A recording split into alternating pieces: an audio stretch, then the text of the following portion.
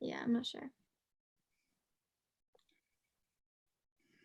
Okay, it's more like a 10, 9, 8, 7, 6, 5, 4, 3, 2, 1. I think that's us.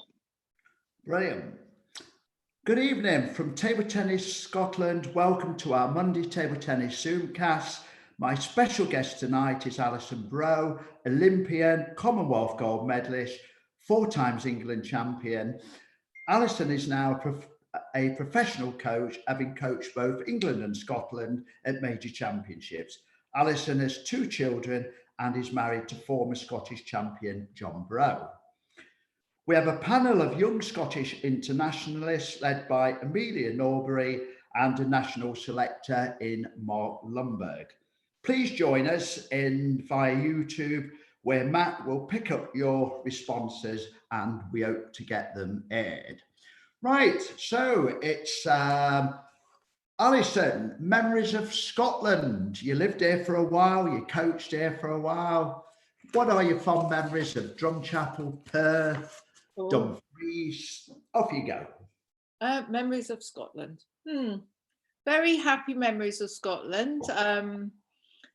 Obviously, when I first started living in Scotland, 1990, I was still playing, which meant that I was doing a lot more miles on the M6 and M77 after every tournament. But I was very happy and settled in Glasgow very easy. I was playing in the French league, so every week I would fly out and play a match from Glasgow airport, which was really easy, house to airport, 10 minutes, not like Heathrow, no problem parking and I was happily practicing with my beloved husband at Bella Houston under the guidance of Andy Fleming, and yeah, good days.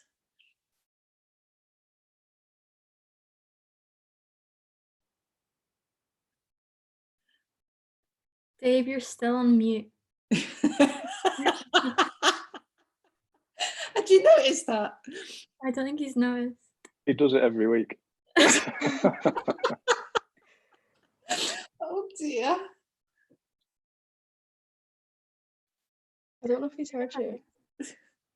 This is a long question.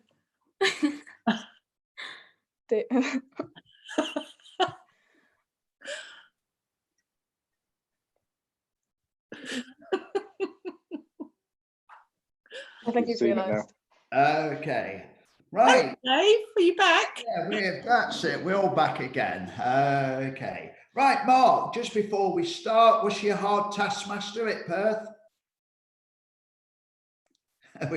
You must come up. Definitely. I mean, when Alison came up to Perth, there's a few good stories. I actually speaking to my dad that organised for Alison to come up to Perth. But one of the drills that I absolutely remember that stuck in my mind was in the session was Gavin Rumgay, that obviously everyone should know. And we're training away, and Alison used to chop the ball to us, and we couldn't lift it. She used to chop the ball in half, and we just could not lift the ball over the net. But that's all we did for that session until we mastered the art of lifting and arcing that ball. That's all we did, and it was so frustrating. But she wouldn't let us stop. And I think if anyone's seen Gavin's game, for example, how forehand dominated he is, I think it made a massive difference. And that's why I was quite keen to come on the chat and listen to Alison's thoughts, where it's something that always stuck in my junior career was Alison chopping the ball at me. And that's all we did for 2-3 hours until we mastered the art of being able to arc the ball over that net. Right, well, that's Alison, the coach, the hard taskmaster. Later on, we'll get a question from Peter Shaw, who would also Peter Shaw. confirm what Mark was saying. But Alison, tell us where it all began. Oh, crikey. Coaches, My playing career or my coaching career? playing career. Playing career.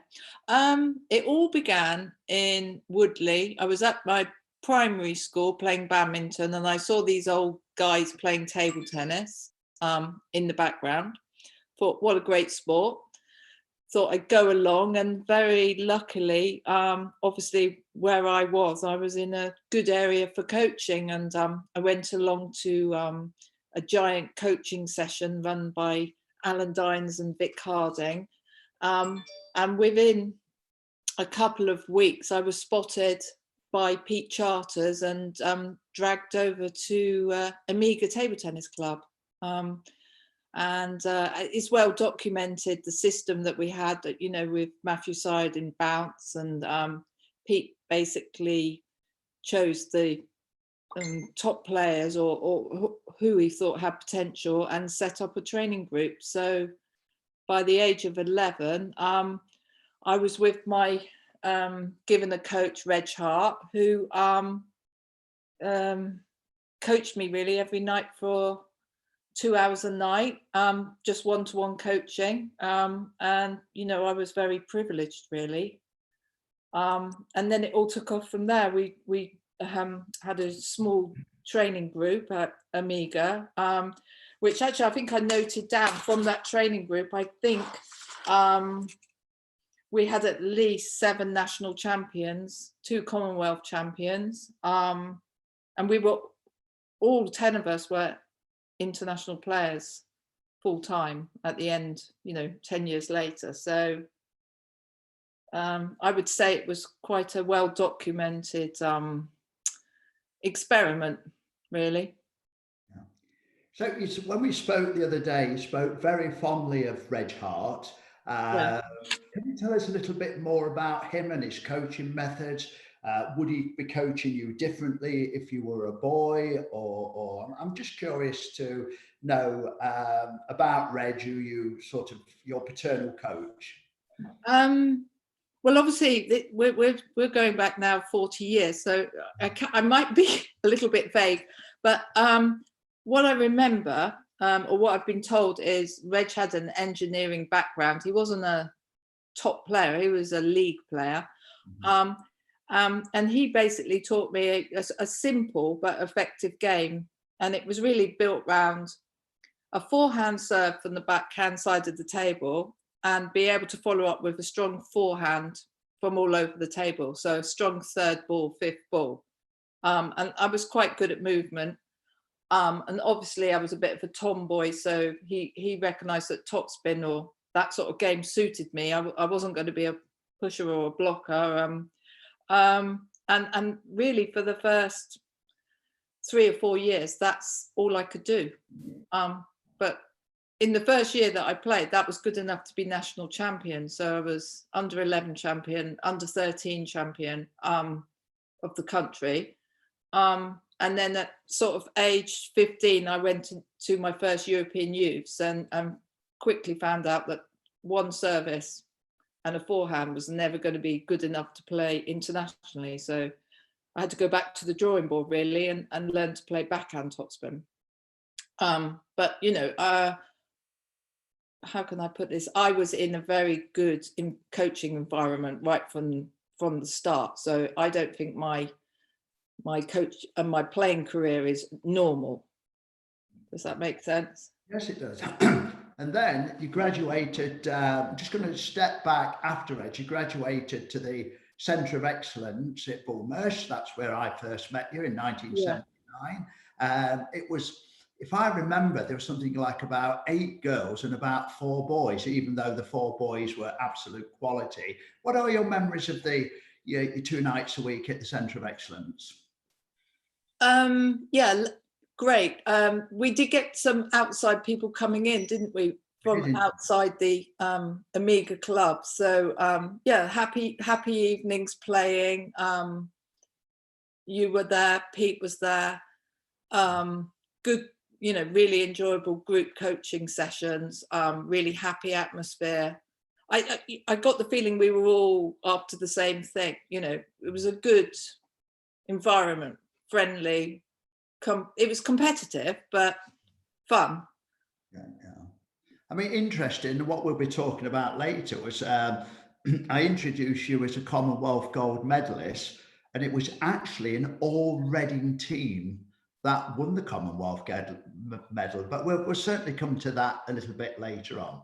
Yeah. Okay, I'm going to move over to Amelia now. If she can ask first her own question, and then I'm going to ask Amelia to either introduce one of the girls or read a question from the email question. So Amelia, if you can introduce yourself, and it's over to you.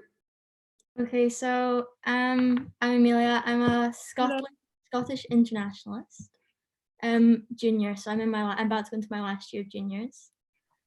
Okay. And my question would probably be actually on the backhand topspin that you were just saying, because that's probably a weak point in a lot of girls' games in Scotland right now for a lot of us. So how did you work on developing that? I remember coming back from the European Youths thinking, I didn't have a backhand at all. So they played me wide to my backhand or wide to my forehand, you know, I was just running. So it was after the European Youths, which meant that I had, you know, a good 5 months before, 3 or 4 months before the first competition in September. So I just focused just on backhand, just developing the backhand, nothing else, for 3 months. I can't really remember how it went actually, but obviously over the years my backhand became probably stronger than my forehand, but I had to make a real effort to, you know, work on it 2 hours, 3 hours a day.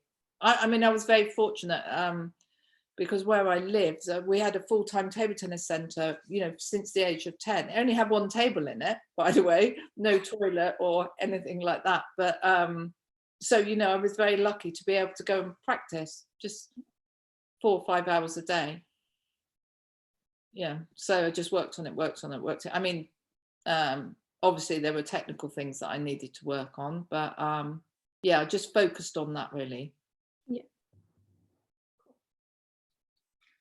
What is Dave? Right, Amelia, do you want to introduce one of the girls, or do you want to take a question from your list? Let's take an email question, Amelia. Email question. Okay, so this one's from one of the cadets, Maria Del Silva. When I play matches, I get quite nervous before the match, and particularly when playing players I know I should beat. Did you ever have this problem, and what advice would you give to try and overcome this? Yeah. Well, the answer to that is, of course I had that problem. Every table tennis player I've ever met, they might shield it, but they've obviously got a certain amount of nerves before a match, whether that's self-induced, you know, you want to do really well. So the answer to that is yes, I did feel nervous. I felt more nervous playing someone that I should beat rather than someone where I've got nothing to lose. So what you can do to battle the nerves is try to have some sort of system before you play. So you've got to prepare well mentally, physically, do all your warm-ups, get your tactics right before you're playing this person, and then try to control the things that you can control, i.e. focus on the things that you can only control, like your serve or your receive, and try not to think of the end result. And then really never give up hope if you're losing, you know, just keep fighting right to the end, and just keep it simple. When you're playing the points, don't worry about the end result, just think about, right, I've got to serve tight and then try and spin it up to the middle, or whatever tactic you're trying to play. As far as playing someone, I think from a coaching perspective, if you must always try to coach your players that you always respect your opponent, whoever they are. If you're number 1 in Scotland and you're playing number 20, there is a possibility you can lose to number 1 in 20 if you have a bad day and they have a good day. It's fine margins. So you must always give your opponent respect, but believe in yourself, and you know, you've done the work, you've done the preparation, and try and enjoy the moment, just play. And if that's not good enough on the day, never mind. You know, everyone in their career has had a good win where they've played out of their skin and beaten someone much better than themselves. They've also had a bad result where, you know, that's sport. So you know, I think sometimes juniors get really and seniors, you know, I'm ranked higher than this person, so therefore I must win. And you put awful lot of pressure. Well, table tennis is a bit like moving chess. So, you know, tactics, some players match up well and some don't. You might play someone that's 20 points lower than you on the ranking, but their style gives you a lot of problems. And that's the nature of the sport. So my advice is try not to put too much pressure on yourself and try prepare well and then go out and enjoy yourself. Play with freedom. Good answer. Good answer. Yeah, yeah. Malcolm McDonald, a footballer, he wrote a book and it was titled "Never Afraid to Miss." Never afraid to miss. Yeah. Right, I'm going to go over to Mark now. If you can ask your own question first. You've told us what a hard taskmaster Alison is, so it's your turn to get revenge. And then if you can give me a question from one of our national selectors. Mark. Oh, Dave, so I have tried to think of a hard question because I do remember these sessions, Alison, being very, very hard. So from my point of view, you would hope in today's modern sport that men's and women's teams are treated equal. But I think a recent case with the USA football team trying to go for equal pay, it shows that it isn't equal. But from your experience growing up, it's quite competitive, England's men's team, England women's team. But what was there equal treatment in your playing career? Did you get to go to the same tournaments? Did you get the same funding? Did you get the same access to practice partners? From your point of view as a professional player, because I think from looking back, was the women's team was very strong as well as the men's team. And I think table tennis has maybe gone in a way where there's maybe been arguments where women's players haven't been got the same access to training and facilities as the men. Yeah. Well, in my day, obviously funding wasn't such an issue as it is now. We were very well looked after in the terms of training partners we were given, and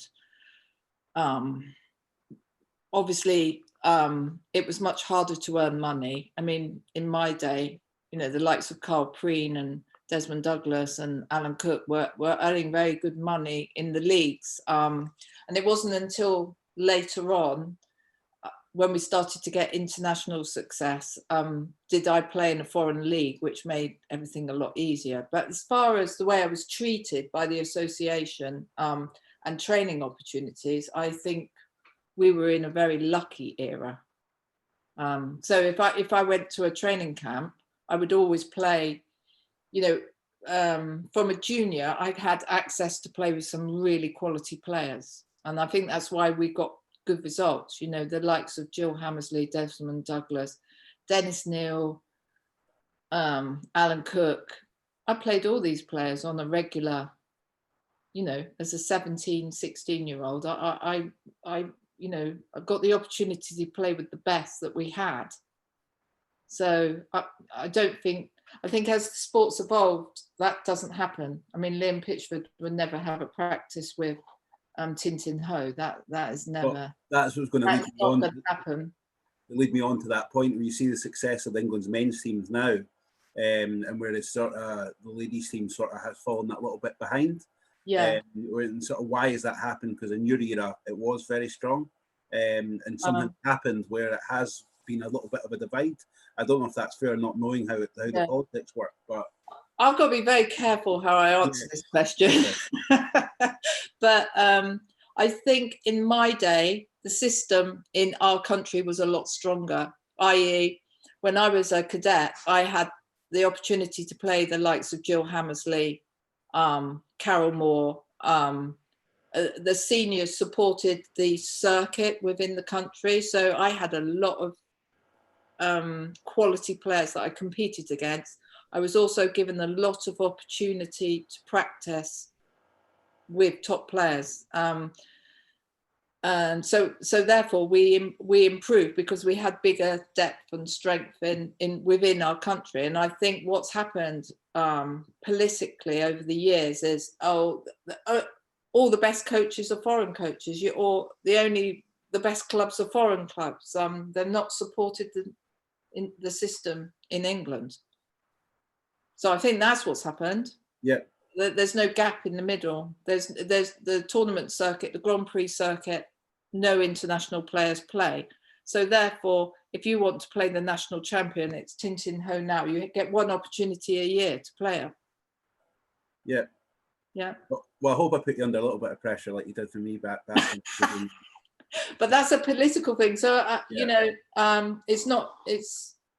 we've not done ourselves any favors in the last 10, 15 years to develop the game properly. So would you encourage all players what tournaments are available to play in? Because that's something that we've discussed, certainly up in Scotland, if the tournaments are there, if that opportunity is to play in them, if you can, and don't miss your opportunity to try and have a little bit of success. Yeah, well, in my opinion, the top players have to give back.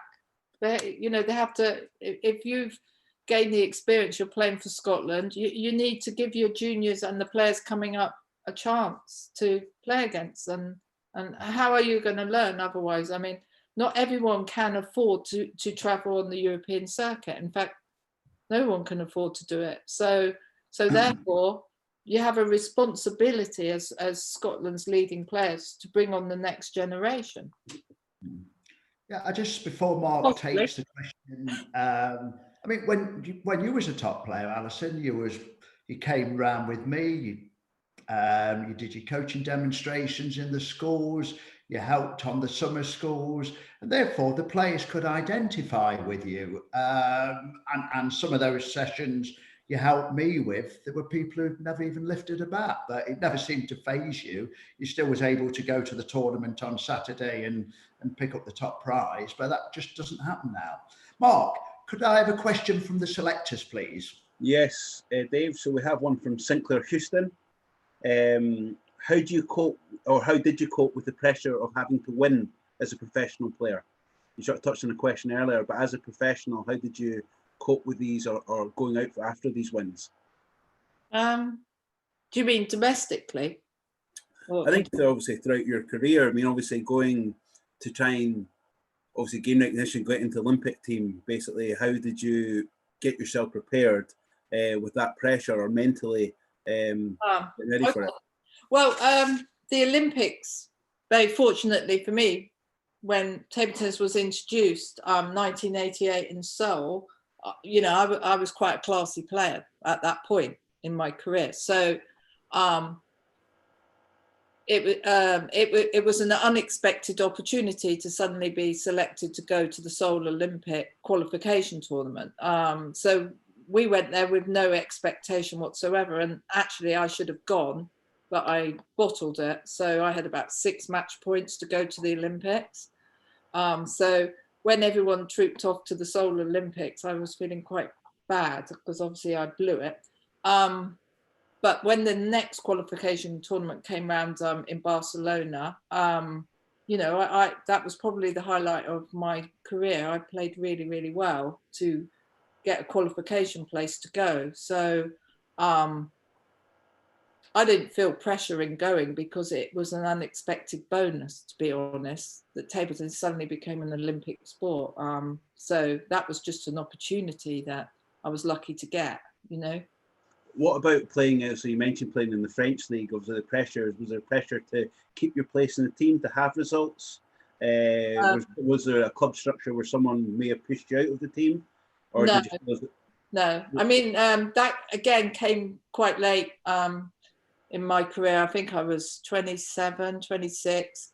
I was already, you know, #1 in England and playing at a high level. So to be honest, it was quite easy pickings. Just turned up and played the match against people that you would play internationally anyway, the Belgian #1, the French #1. It was quite hard because I would go out, play the match, and then try and play a match in England, you know, a 3-star or something, and then go back to Glasgow.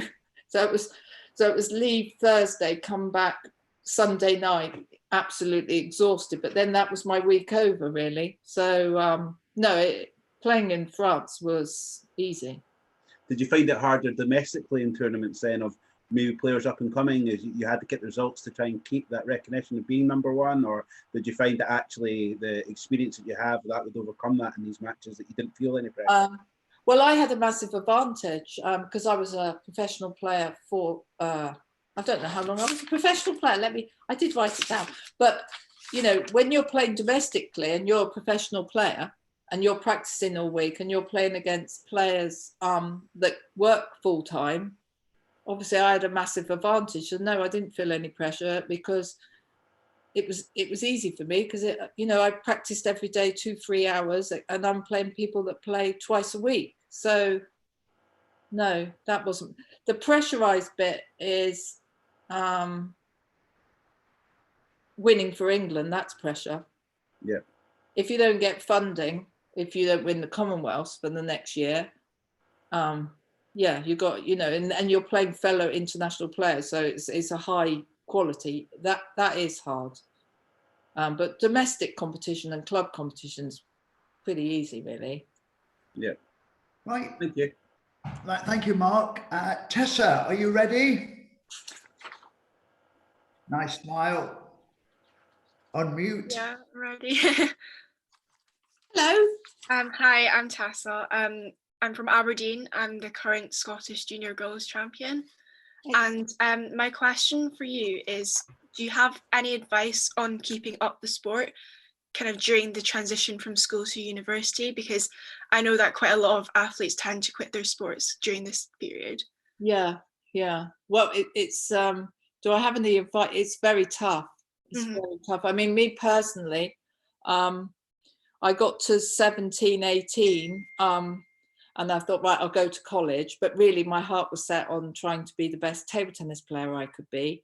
But it did take me a good 5 years to break into the senior team, you know, as number one. Well, it took me 5 or 6 years going round European tournaments in the B team and watching the likes of Jill Hammersley winning European titles, and so the progression into senior table tennis from junior table tennis is notoriously tough. I mean, you've got to earn a living, and girls table tennis is extremely hard, isn't it, to make a living? So trying to do it alongside studying or working is tough. I chose to be a full-time table tennis player. Would I advise that to other people? No. You know, do it alongside studying and get yourself something else in case it doesn't work out. Does that answer your question? Yeah, thank you. Right, we'll go to Holly. Are you ready, Holly, to ask Alison a question? Yeah. Hi, I'm Holly, and Hi, Holly. I'm from West Kilbride, and I'm a Scottish internationalist, and I've got 2 more years in juniors. And my question is, when you're at a match point in like a tough match, like how did you play and what were your mindsets? I think I didn't really think at all. Does that make sense? I just played. I tried to be aggressive. A lot of people play. Okay. Yeah, Alison, okay, if I'll let you finish, but Alison, like you in Walker, was one of those players, if it was 19-all, she'd always win. And you always win. And there were other international players that they were 19-all and you always thought they were going to lose, and they normally did. But okay, Alison, carry on with that. Okay, so I would say I was quite an aggressive mindset, and I didn't play to the score. I just tried to keep it very simple. So if you were serving, I would just think, you know, I'm going to do whatever serve, a nice tight serve, and spin it up and really try to be aggressive in the point. So I think the less you think, the better. Just try to close the match out like you've played every other point. Did it always work? No. I've had some games, like I said, I had 6 match points to go to Seoul Olympics. I somehow managed to lose all those. So it didn't always work out, but I think the less you think, the better, and just try to break down actually the tactics that you're trying to, or you know, your what you're trying to achieve in the point, rather than, right, this is match point or whatever. You Does happy that with answer your question? Yeah. Yeah. If I can just come in with a supplementary question, Alison, all table tennis players lose. It's not one of those sports where you go undefeated all your career. What was your mindset after a defeat? Did you blame the umpire? Was it the coach's fault? I just want to get into the mind of a champion, how you tackled defeat. Well, back in the day, we used to go to the bar immediately, either celebrate or commiserate. But you know, it was a sad place the week after you lost, to be sure. I mean, no one likes losing, nobody. But you know, you've got to be sporting in your defeat, and then immediately it hurts. But then you have to try and look back at, okay, I should have done that, or, you know, maybe I should have done that, maybe, you know, whatever. But, you know, at the end of the day, it's when you're playing, it's the player's fault. There's, you know, if you've let somebody affect you on the other side of the hall, or somebody shouted, or you've been put off, it's your own fault if you're not totally focused. So yeah, you just got to get on with it and bounce back, and hopefully you don't, you know, you learn from your defeat.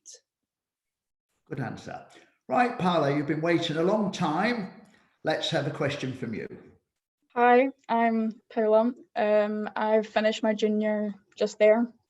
And I guess you can say I'm a Scottish internationalist. I had an original question, but just from this chat just now, I was thinking, how did you get into the position of playing in the French league? Like, did you contact them, or? I was asked, actually, when I was abroad, you know, playing a competition, would I be interested in playing?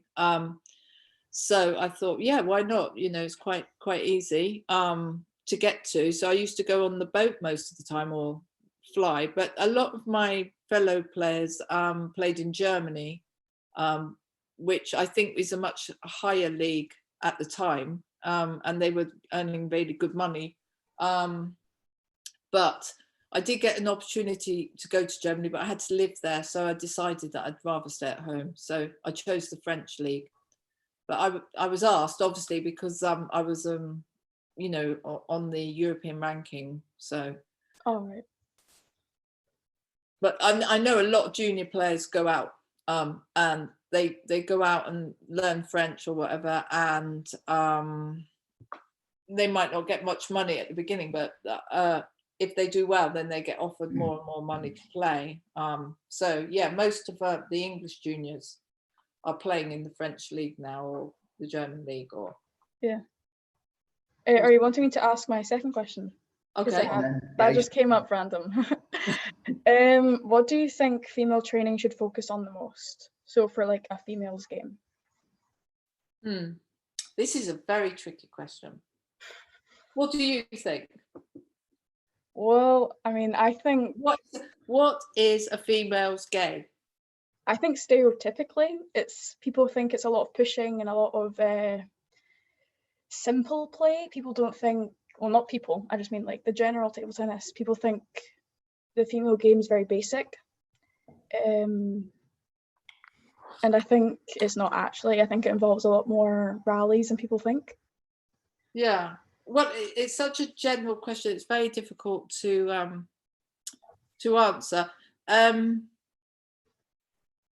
I don't think there's a stereotypical girls' game. I think there's lots of different styles. Obviously, when I played, the game was slower than it is now. So you tended to have either defensive players or counter hit type blockers. There wasn't that many big topspin players. There were a few, but in general, girls played closer to the table than boys, or they were a defensive player. But as you got into international play, there was a lot more topspin going on than blocking. Put it that way. If you blocked, you were struggling. So you had to take the ball very early, peak of the bounce, and try and generate speed and power So what was your question again? What should like the training for a girl focus on? So what do you think would be the main points for female to like okay, so focus on the most? I put my coach's hat on, and if you turned up to a training session and there were a few girls and a few boys, what I would try and do is obviously teach the basics if they were beginners, or if it was sort of county standard, I would just throw everybody in and play a few up and down the tables and try to understand what different types of players, whether they were boys or girls, what style suited them, or what their mentality was like, or were they aggressive or were they passive, or what were their serves like, and try, rather than say you're a boy and you're a girl, you should play like this and you should play like that. It depends on your build, on the way that you approach the game. Are you aggressive? Are you passive? Do you get nervous? Are you a good athlete? Have you got long arms? I mean, if you're quite short in stature, then you don't want to be going back from the table. Do you take the ball off the bounce very early, or do you like to let the ball drop? There's so many different elements to it. Mm-hmm. I would just throw everybody in, boys, girls, and just see what happens. And then from that, you try to build a style that suits your player, over time, and you try to make it athlete centered. So it's not what the coach thinks, it's how you want to play, how you think about constructing your points. So I'm definitely not of the opinion that girls should play like this in that hall and boys should play like that and that. I think there are different types of players all over. For example, I'll give you an example. I coached Maria Sapsinos from the age of 8, and she was a right little tomboy.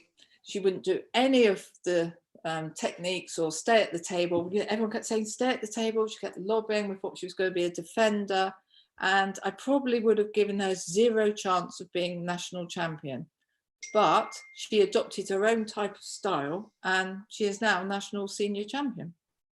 I would have given her about 5% chance of being national champion.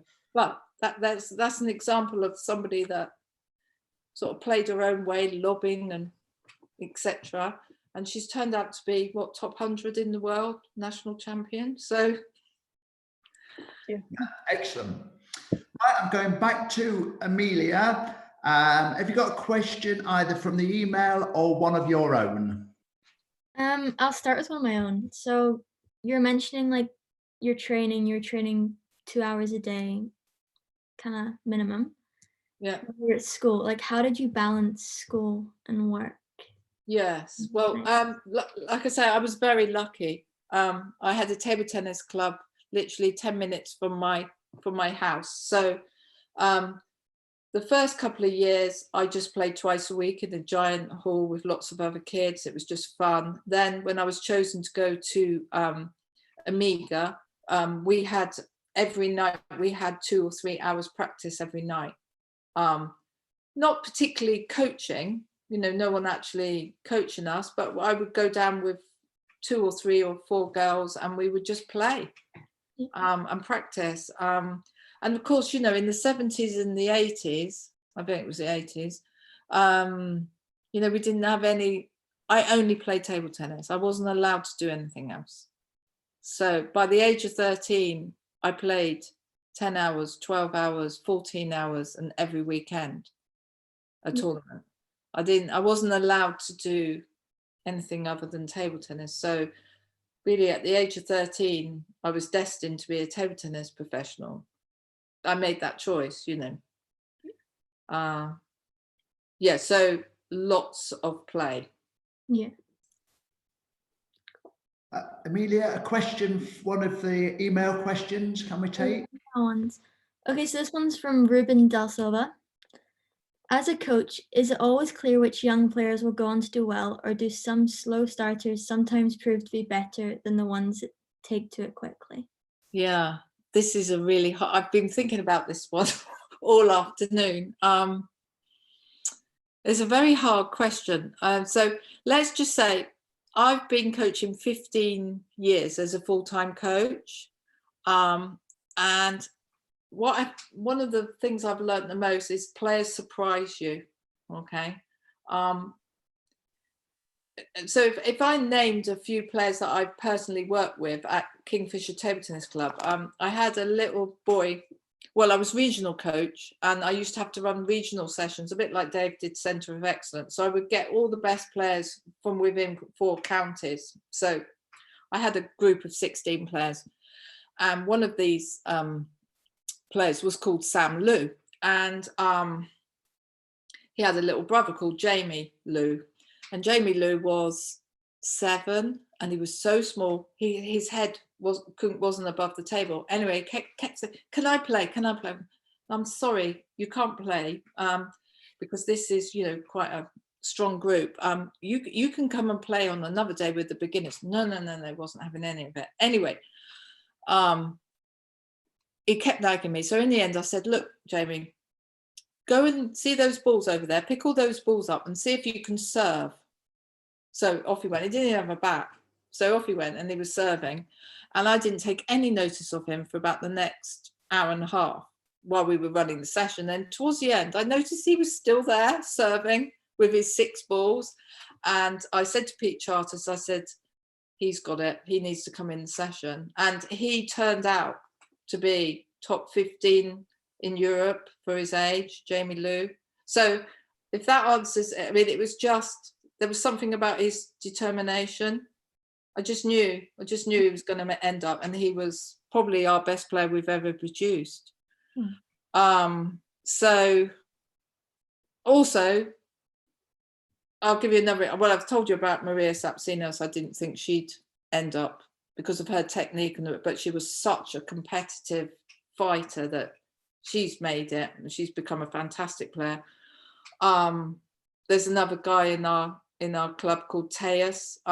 His dad wanted him to play, so he got me to do some one-to-one coaching with him, and I did 10 sessions, and he just couldn't do a serve. You know, he just was so uncoordinated, and however hard I tried, all different ways of doing it, multi-ball or trying to show him the basic shots, really, really bad. Anyway, he's now the best player in the club by miles. And the reason he's the best player in our club by miles is that he just wanted to be a player. So he just practiced and practiced and practiced, got a little bit of coaching, comes to every group session, and he's now a fantastic player. So it's attitude. Yeah. Would you say like just practicing and putting in the hours is more important than the coaching and the technique at the end of the day?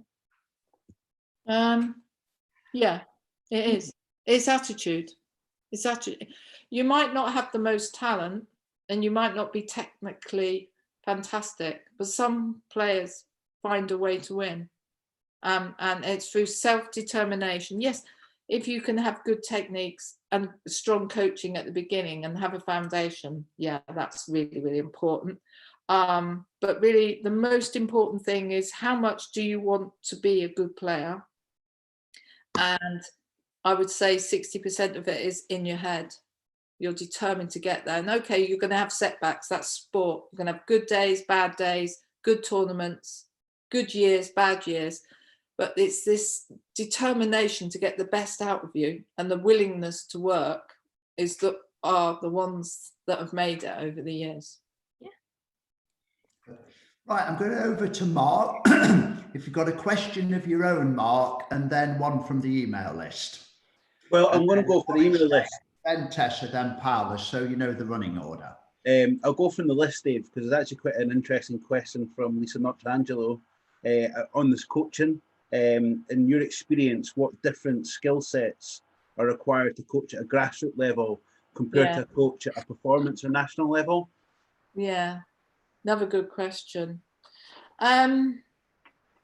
I think coaches have little niches that they fit into. So, for example, I remember Dave, when he was regional coach and looking after us, he was absolutely brilliant at doing all the exhibitions and promoting the sport. Really good. I think if you want to be a performance coach, you have to have a real understanding of what's required to play at international level, and you have to be very good at analysing people's techniques and, you know, coaching them there. And I think if you're a grassroots coach, and it's an incredibly important part of the game, the grassroots, you have to be an ambassador for the sport. Really, you have to promote the sport. You have to make it fun. You have to make it engaging. You have to make people want to play table tennis, and that's a skill in itself. I obviously come from a performance background because I was a professional player. My first job was national coach. So I've sort of started in performance and gone down to promoting the game. Which am I most comfortable in? I'm more comfortable in performance. I think selling the game is quite tough. I mean, my nightmare is to walk into a school with 30 kids, 6 backs and no table. Whereas I know Dave just excels in that environment and everyone's had a good fun. And so, yeah, they're both equally difficult. So what about, obviously, from performance level, how sitting courtside and you're coaching a player, how do you motivate them? So the game might be going their way, they're a bit down on themselves, because obviously different players that react in different ways. How would you motivate them at courtside? Well, you've got to understand your player. You know, I mean, what makes a good corner person? Obviously, you have to analyze the points and have an understanding of what's happening. But really, what makes a good corner person is you've got to be able to communicate, and you've got to be able to help the player in front of you. And some of the best coaches I've had in my corner aren't necessarily strong players. They just, I had an understanding with them and they got the best out of me. So it's communication. Coaching, communication, that's it. What influence did Peter Charters have on you, Alison? He still has an influence now. He does. What influence did he have? Well, he's like a father to me. So even now, when I'm running a session, after 24 years of doing it, he come in and what's all that about them? Rip it to shreds. And I would say he has a massive influence over me. In the fact that he loves the game and he just he lives for table tennis. And I don't know now, he must have been coaching 60 years, must have helped hundreds and hundreds of people over the years, and yet still gets excited when he sees little Billies come in. Oh, you see that backhand? It's just his love for the game. It hasn't diminished at aged 80.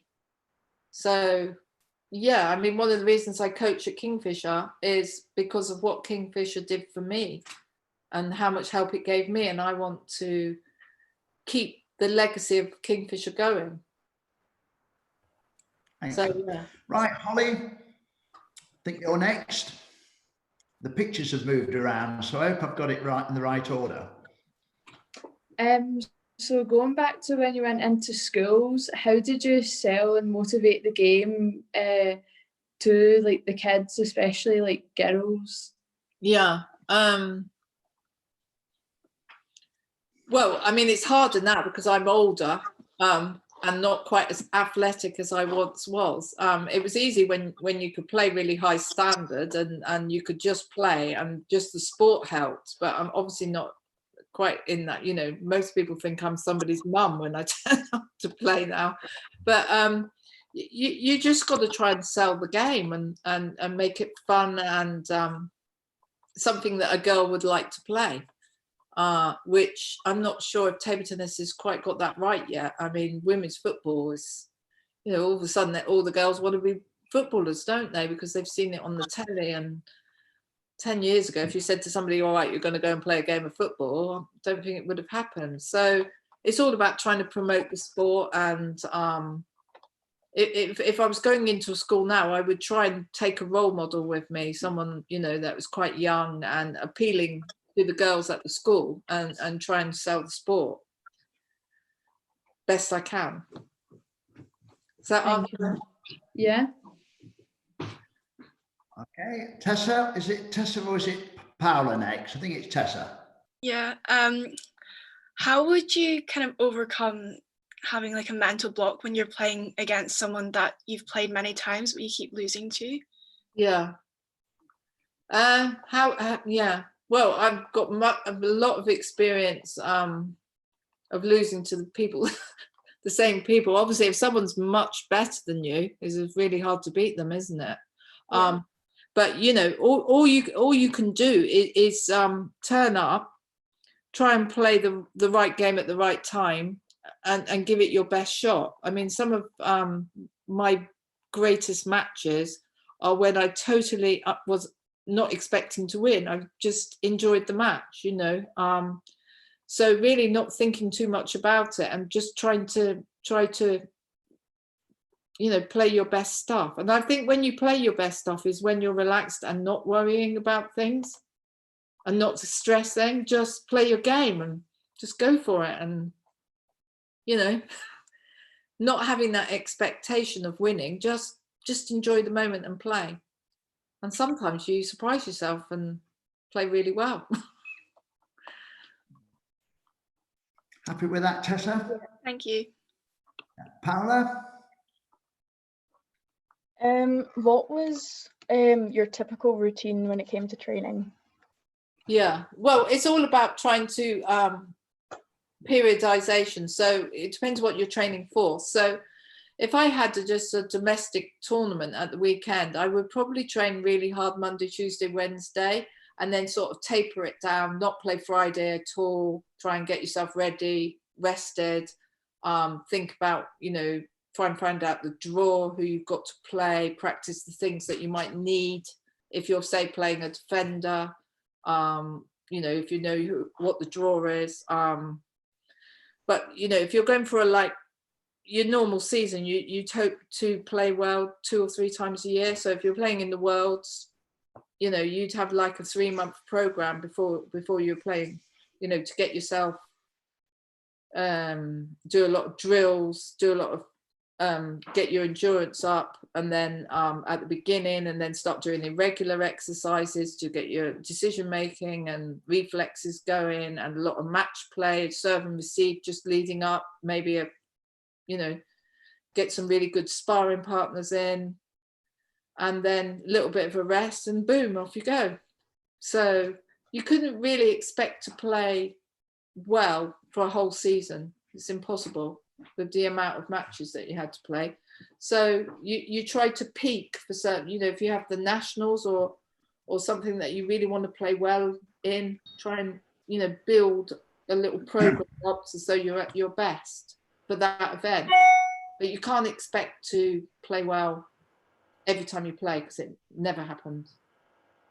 I was also wondering, just from that, would you find match practice like more efficient than exercises with like a good practice partner? Or yeah, well, getting towards the competition, or say we were going to the Worlds or whatever, that the week before would be all match practice. So try to get yourself, you know, really sharp, because when you're playing matches, you know, it's 15 minutes burst and then you're off again, and then you might have another match in an hour's time. So it's all about a concentrated period to play well in competition, whereas training is entirely different. You might play 2-3 hours, you know, doing regular exercises and get tired.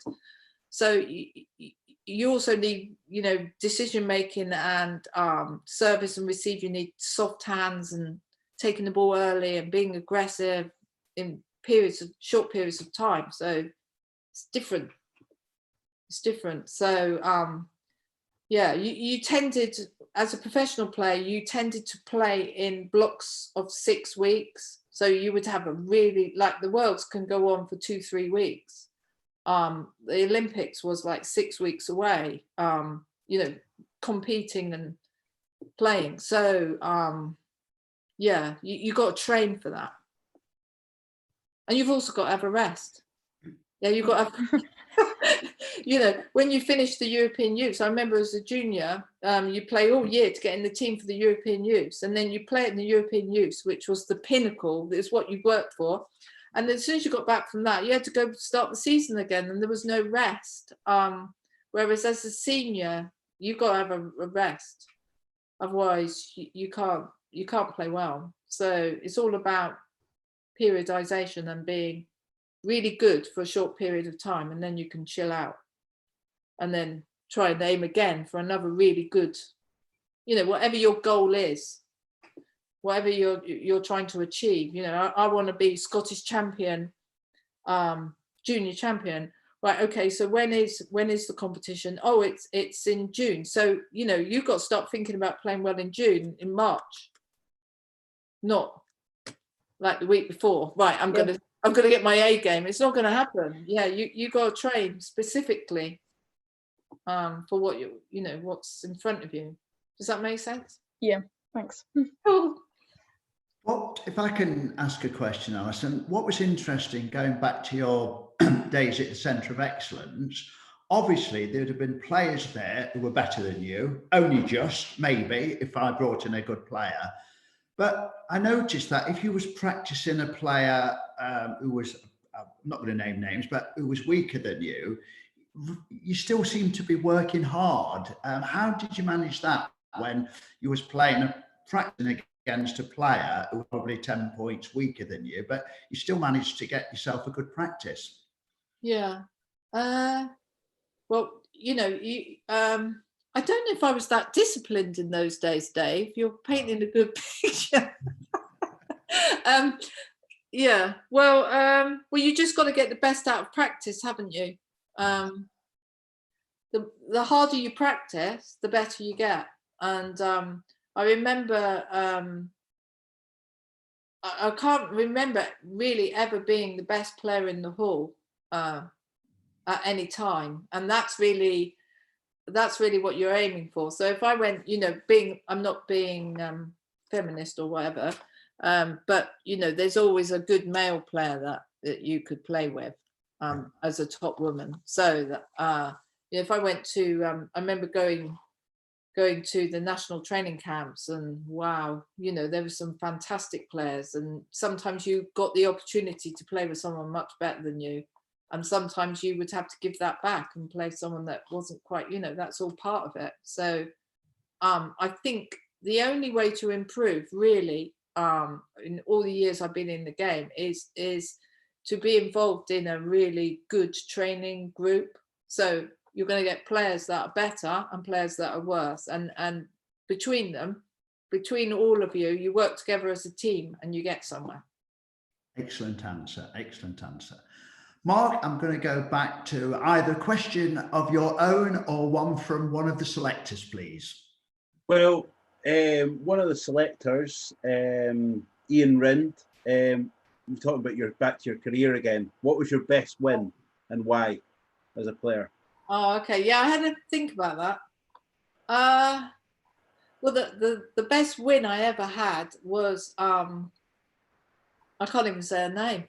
Geng Liwan, who was Horatio Pinchio's wife, who was a 4-time world champion and former #1 in the world. God knows how I won that, but I did. So I suppose that was my highest ranked, you know, player that I beat.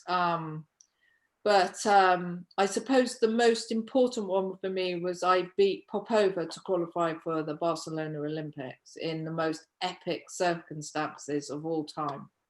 So it was a very memorable match. I think I was 2-1 up in 2014 to go to the Olympics and lost that game rather spectacularly. And then I was 2014 down in the 5th and came back and beat her. And I had never, ever beaten her in my life after about 20 attempts. So on top of that, I managed to go to the Olympics. So I suppose that was my most memorable match. Many people speak, it was just one of those silly table tennis games that go on. But yeah, I beat Nemes in front of about 10,000 screaming Germans to get to the last 16 of the world. So that was quite a good one. Watched by my husband in the stands. Beat Coupe to get to the final of the European League once. So yeah, lots of good wins. Yeah, former European champions there you've beaten as well. Yeah, but I mean, if I'm really honest, I think I played Popova about 20 times, only beat her once. So. Well, it was a big one. It was an important one. Yeah. Okay, I just want to sort of, because we do want to talk about your coaching career. Well, we have done, which is good, but I can't let you go without talking about this Commonwealth gold on the Isle of Man on the All Reading team. What are your recollections of that? You lost Mandy in the individual event, but then in the team event, it wasn't an All Reading team. Karen was in it, wasn't she? Karen herself, yeah. Yeah, and who was the third person? Mandy? It's only two in the team, weren't there? Oh, okay. Recollections of the Commonwealth. Well, obviously, in those days, the Commonwealth wasn't as hard to win as it is now. I will say that. It wasn't. It was the second best Hong Kong players, not when they brought in the super ones. So I think we'd won it like 2 or 3 times already, so it was no big deal. But I do remember Karen playing incredibly well, and she won the singles, didn't she, as well, at the Isle of Man? Yeah. So I don't really have a lot of recollection about it, apart from we obviously won it. That's not a very good answer, is it, Dave? Okay. Right, no, that's it. Nevertheless, as I say, you won it, and that is the main thing. The team won it. The team won it. They did. It was an All Reading team as well, which is yeah. I mean, I have more fond memories of like when we were juniors. Kingfisher Table Tennis Club. We were the European youth team. Yeah. So me, Mandy, and Karen. You know, that was very big for us. The club being the England team, I think that was quite an achievement, really. Yeah. Okay, let's quickly go on to, you've won the national title 4 times, England champion 4 times, over quite a long period, really. Yeah. Like 4 wins in a row. What was your first one and what was your last one? Okay, my first one was in 1984, and I was 24, and I beat Lisa Lomas in the final, who was younger than me. And yes, it was an absolutely massive part of my table tennis journey, because that's what we all played to be national champion, and I finally had done it. So I remember that really clearly. And the last one I did 16 years later was I beat Andrea in Brighton. Yeah, and I always tried, my goal was to win 5, so I actually classed myself as not having done that well, really. So in 16 years I won 4, so that's one every 4 years. So that makes me slightly inconsistent performer, I would say. But nevertheless, to still have that motivation so many years after the first one, I mean, what drove you after? I mean, most people would win it or win it over a period of time, but there wouldn't be a big gap. It's quite unusual. Yeah, but I think motivation for your last one. Obviously, you beat Mandy Sainsbury in either the second or the third one, and then, as you say, you beat Andrea Holt in your final one. But it's the motivation after all those years. It's yeah. I mean, let's say I played in it 16 years. I wanted to win it 16 times. Everyone that plays wants to, you know, if you could get that national title in March, you just felt like, you know, you could take on the world. That's how I felt. Yeah. It was such a proud thing to be national champion. So, you know, I did quite well to win it 4 times, but really I should have won it more. But there were some very, I mean, Jill Hammersley won it 7 times, didn't she? I mean, Desmond Douglas won it 11 times, is it? And Liam Pitchford must, Paul Drinkle. And I was looking down the records. It's surprising, how many multi-champions there've been. But when you start getting to 4, there's not that many in the whole century. You're one of about 5 women in the last 100 years to have won it that many times. Yeah, but I played in. I mean, I must say, I played in a strong era. I mean, there were a lot of good players around when I played. In my opinion, that is. I mean, I think it's a lot weaker. I think it's got weaker over the years. But yeah, very proud. That's what you played for. Yeah. Right, Matt, I believe we've got a couple of questions on YouTube. Do you want to run through those for us, please? I can do that. That was putting me on the spot with the old getting back on the video. Yes, we have a question from Shannon Brown on YouTube. Alison, what were your thoughts when you knew you had to play a better player than you? Loved it. You touched on this earlier. Loved it, really. Yeah. Well, that's what the men. We had the question earlier about if you were playing someone that you're supposed to beat.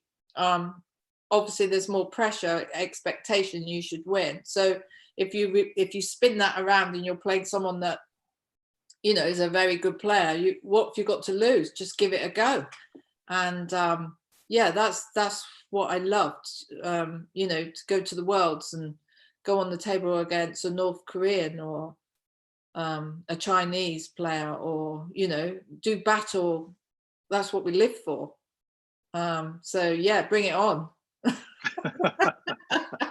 As long as, I think I did lose 21 love once in the mixed doubles with Skylar, so that I wasn't quite thinking bring it on at that point when we were 21 love down in the world in China. But you obviously, there are sometimes when you play someone that is so great and you just think, oh God, am I going to win a point? But you soon get over that. And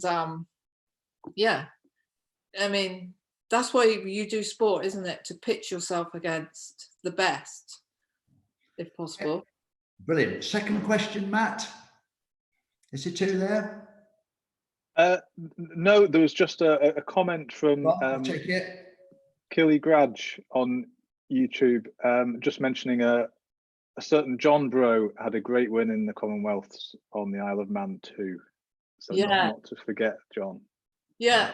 I don't know where John Broe is. I think he's hiding upstairs. Right. Well, tell us about it. Yeah. Well, if you make a comparison between John's table tennis career in Scotland and my table tennis career in England, it's very interesting. And John always says, oh, well, you were the so-called better player. But what you've got to remember is from the age of 10, I got everything given on the plate to me in as far as coaching and the opportunity to play. And then if you remember John, John didn't actually start playing till he was 17 years of age. He played golf first. And by the time he was 18, he was playing European Youth for Scotland in Rome. And, blimey, he achieved an awful lot in the game. He beat Alan Cook, he played in Commonwealth Championships, all at the same time as holding down a full-time job. So, it's quite interesting when we talk about our experience in table tennis, what I had and the way he prepared for tournaments. The way he prepared for tournaments was he'd have a quick knock on a Friday and see how he did on Saturday, whereas I had the luxury of Monday to Thursday, practicing, training, thinking about what I needed to do. So it's quite interesting to get the two perspectives, really. Very good. Thank you, Matt. Make sure I'm not on mute. I'm not. Good. I'm going to go over to Amelia, either a question from yourself or a question on the email. I'm on mute. On mute. I'll do a question from the email. So there's one from Peter Shaw, who you know. So he said, Alison, you once scolded me during a practice because I served and didn't really know what ball I would get back. You said you almost always knew what was coming back off a serve and you were always ready. How did you develop your ability to read a game? Yeah. Well, this is difficult. Well, I tried to serve the best I could, or receive the best I could, and do something with the ball immediately. So point building is very, very important. So you know, the first 2 or 3 strikes of the ball at the highest level determines the outcome. Does that make any sense? Yeah. Just to share a point on that, Alison, when you were coaching me back how many years ago, is one of the things when I talked about earlier at the start about backspin. And we all thought at that point we're all great at top spinning, but it's one of the reasons where I'd like to think myself as a great server, but Gavin, obviously, great exploit at serving. But one of the things you installed into us was exactly that point that Pete was making, where we would go on the table and think what type of ball we want back. Now, because we're terrible initially at lifting backspin, I think the point that you made was, why are you serving short backspin serves? Because what you're going to get back is backspin. Yeah. So that's why we developed kickers and different serves. And it's actually a point when I was speaking to my dad about this and coming on, where I think you and him had a conversation, you probably don't remember it, about different spins, where if you're going to do a pendulum serve, it's going to come with your backhand and get moving around and playing the forehand. Yeah. And that's just something that I took from our sessions, was that point building where exploit of serving. Well, what are you going to get back? Think about it. Yeah. And that was something I remember from my junior career. Yeah. Well, I mean, it's a subtle point, but terribly important. You know, you've got to bring the best that you've got to bring your A game to the table and your best play to the table in table tennis, and you've got to be on it. And you cannot hope to just retrieve the ball or just play it back and hope for the best, which is, I think, what Peter Shaw was doing. Right, I'll just play it to the middle and see what happens. Well, you know, no, you know, you've got to be quite aggressive in your mindset. Well, that's how I played the game anyway. So I do try to coach as I played. And obviously that doesn't suit everyone's type of style, but we all bring different things to the table, don't we? Mark, can we have a question from one of the selectors, please? Can you come off mute? Everyone's making that mistake. I made it from Ian Rind again about coaching, about modern technology and learning table tennis, the use of video, robots, online coaching. What's your thoughts regarding modern technology? Fantastic. That's my thoughts. I think it's made an absolutely massive impact. The use of cameras, the use of analyzing. Obviously, it helps visual learners. So someone that's interested, learns well from a visual thing. Players can see exactly what they're doing. They can slow-mo it. They can look at technique. They can analyze their game. They can look at other people's games. And if they're really into it, they can analyze their backhand compared to Timo Boll's backhand. And you can lose yourself in technical analysis, and if you want to, if you're that way inclined. So yeah, modern technology, you can learn to play table tennis from YouTube. You can spend the whole afternoon watching the greatest players that have ever played in the greatest moments, and if you're not inspired by that, then I don't know how else you can be inspired. In my day, I remember I just loved the game of table tennis. So we used to go to tournaments and I'd lose. And then I was so upset if the coach said we had to go home, because I wanted to watch all the best players play. And, you know, at the Worlds, everybody else go back to a hotel and I'm watching, you know, Waldner and Gattian and Vrieskhoop and Popova and the Chinese, and why are the Chinese so much better than anybody else? What is it that they do? You know, fascinated. So, yeah. How you know, you learn by watching, and you learn more by playing, obviously, but you can also take a lot on board. You know, why was Waldner so fantastically successful? What was it about his serves that just made people look like idiots? You know, why were the Chinese always the best? And yeah, Good answer. you know, I'm a bit of a geek for all that, to be honest. Can only do you good. I think is it Tessa's turn now, Amelia? Will you keep me right? I think it's Tessa next. Tess, if you can come off mute, have you got a question? No, sorry. Yeah, no, that's okay. Paula, have you got a question, or have you? And Yeah, then, sure. then Holly. During lockdown, obviously, if you've not got a table, what do you think would be the right things to do exercise-wise to keep up with, you know, table tennis play? Yeah, well, obviously, shadow play, building your legs up, table tennis movements. You know, you can just imagine you've got a table tennis table there and you're doing set routines, skipping. It depends on what sort of training you know, if you're doing some endurance stuff, then, you know, maybe a little run or a bike ride or whatever, or if you're trying to build strength, you know, do some squats or anything table tennis related movement wise is going to help you. You don't necessarily have to have a ball and a bat.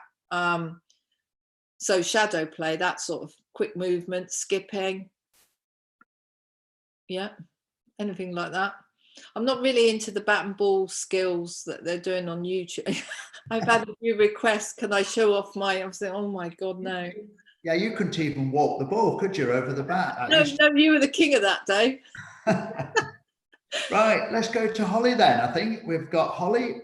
Have you got another question, Holly? Yeah.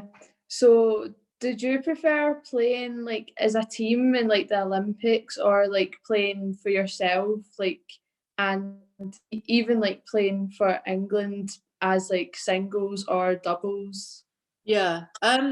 Yeah, to be honest with you, obviously it's an individual sport, and you like to win the nationals or win the Commonwealths or whatever the goal is. But actually, I think my best moments in table tennis is being part of a team, whatever role that you played. So as a junior, you know, I played for the club and used to play other clubs, and, you know, county table tennis, and your friends were there and part of a team.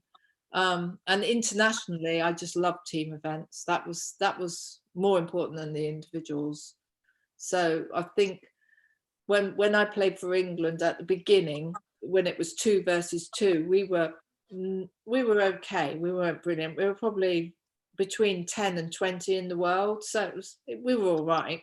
But then they introduced 3 to a team, and we started to get better results because we had 3 quite strong players. And we started getting bronze medals and silver medals and 5th in the world and things like that. And they were the greatest moments, even though at the time I was the worst player in the team and I played at number 3, not a very important role. It was still great feeling being part of a team, better than individuals. Okay, that's excellent. I think we're back to Amelia now. Either an email question, Amelia, or one from yourself. Yeah, my dad has sent a question from Table Tennis Fun on YouTube, who are just asking, what was your best world ranking? Gosh, you know, I don't know. I think one time I played really well at the Worlds, and I think I got to 16, but I couldn't swear on that. That was me. My best ever was about 16, I think. That was a long time ago. But I got top 12 in Europe. That was my goal, and I did get it once.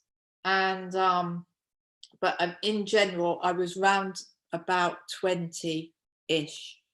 24, 25 in the world. But it really depends how many tournaments you played.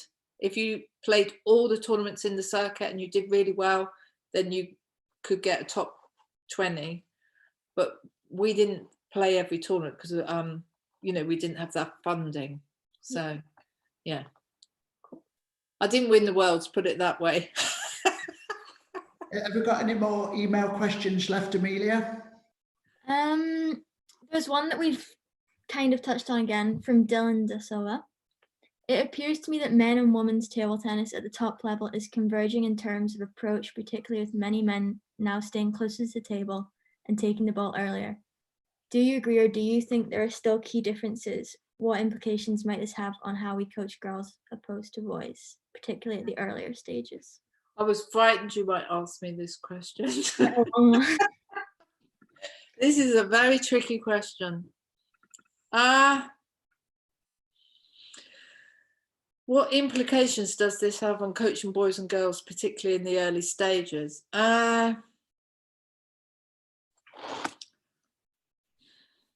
Well, I think, and I must stress here that I haven't been involved in top flight table tennis for 10 years or so. So table tennis has evolved a lot recently. I would say the key differences, in my opinion, the women's services are a lot weaker than men's. So the service isn't as dominant as in men's table tennis. And I think the weight of shot, you know, the speed and power is less. And I also think the ability to create spin off the service is less than men. They're much spinnier. But I do find that the top women play a much faster game and they take the ball earlier than most men who let the ball drop more. I think that's fair to say. So my reflection that when I played as a woman, obviously I didn't play as a man, but when I was a player, it wasn't too long before I was the best woman player in the area. So the only way that I could get decent practice was to play with men. So the sort of the middle part of my career, I only played with men all the time because I basically didn't have anyone in my area that was good enough to play with me. So because of this, I think my service and return was very good for a woman player, and I played quite a powerful game because I had to play against the men. And I think that helped me reach the top 12 in Europe, but I found that I wasn't fast enough to really beat the top Europeans because they're very quick counter hit players, and I was too big. So strangely, I did quite well against Asian players and not the top European players. So I played a bit of a men's game, which helped me beat all the women in England, but I did struggle against the quicker European players. So what implications does this have on coaching boys and girls? I am of the opinion that girls and boys can play together, and people find a way. You know, you find a style for each girl and she'll find a way, and when she's practicing against the boys, and from there you build a game for whether you're a boy or a girl. You try to find what game suits your personality and what you're good at, and you build from each particular person. I don't think that men and women should play different types of games. I really don't. Okay. Right, I believe we've had another YouTuber. Is Amelia or Matt going to read that one out?